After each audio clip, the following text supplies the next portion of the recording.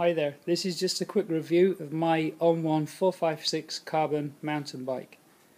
Now as you can see, we'll just take a quick tour of it. I came from originally from a steel mounted frame mountain bike, so this is actually my first carbon mountain bike. I've had it about 2 years, and one thing I can say, it is absolutely a superb ride. It's very snappy on the uphill. And on the downhills, well, it's definitely faster than any bike I've ridden before, and I can even keep up with quite a few of my friends who ride full suspension bikes, so that does say a lot about the bike's performance. And it's really light and it's as tough as nails. I've built it up more as a cross-country bike, but I do know of people who've used single speed at the front with chain guards and the seats slam right down, and they do all sorts of real hardcore riding. So it's definitely a tough bike. Now, the 456 moniker on the name is because it can take 4, 5 and 6-inch forks. I'm currently running a 150mm fork, which is what it originally came with.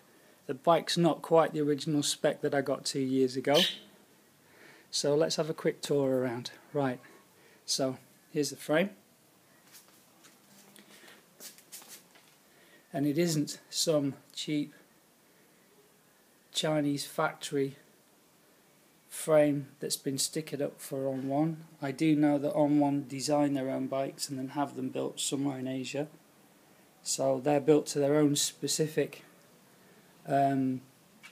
dimensions. As you can see, if I come out, it's got quite a slack head angle and quite a slack seat angle too. Obviously, if you run with a shorter fork, those angles will become slightly tighter. Now, it's a really nippy, good handling bike. So, right, let's come in. It came supplied with the RockShox Revolution fork, which is fully adjustable.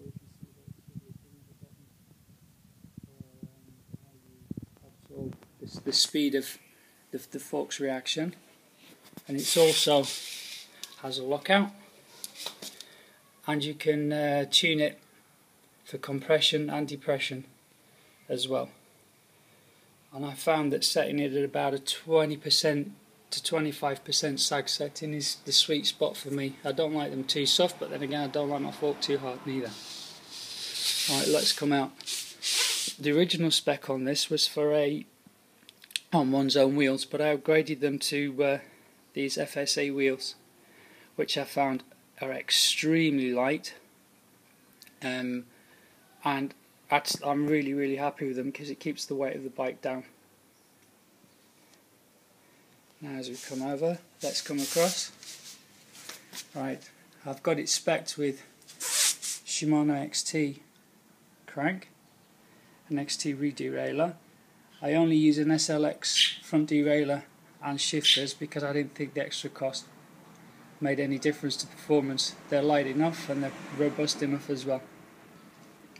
Right, I did fit a RockShox Reverb dropper seat post, which I think is an absolute amazing piece of kit. I mean, when you come to a steep downhill, there's nothing better than being able to drop your seat out of the way, and the bike just changes its handling. You drop your centre of weight, your centre of gravity, and you can just bomb the downhills.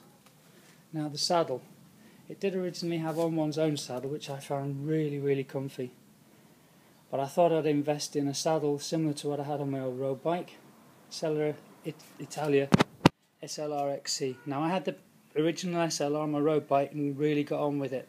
To tell the truth, I do find this a little bit hard.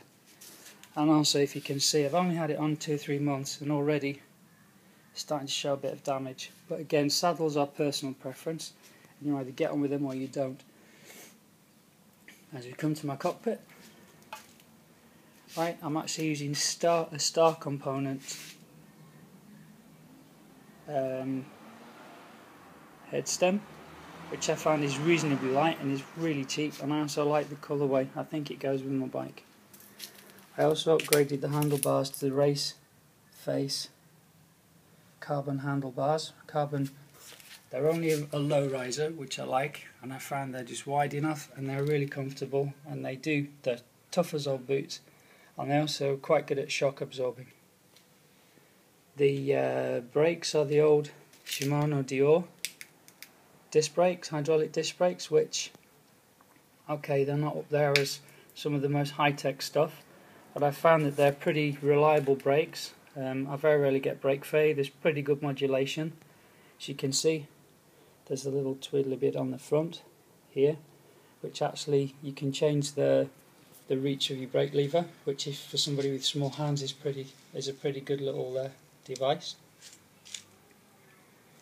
As you come forward, I'm a big fan of Crank Brothers pedals. I also have a set of egg beaters as well, which I put on from time to time. I find that they're really tough. Obviously, they're all aluminium. Not much apart from the end cap on the access to the bearings.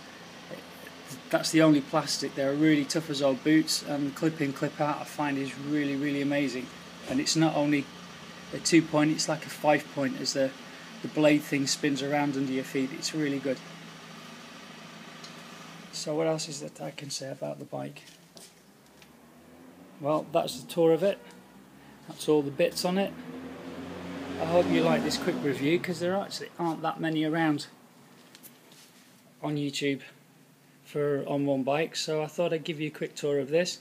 And also at the bottom of the video there is a link to my blog, where I've written a blog about the bike, and I can go into a few more details about the spec and my experiences on the ride and On1 itself. So thank you for watching the video, and I hope you have a nice day.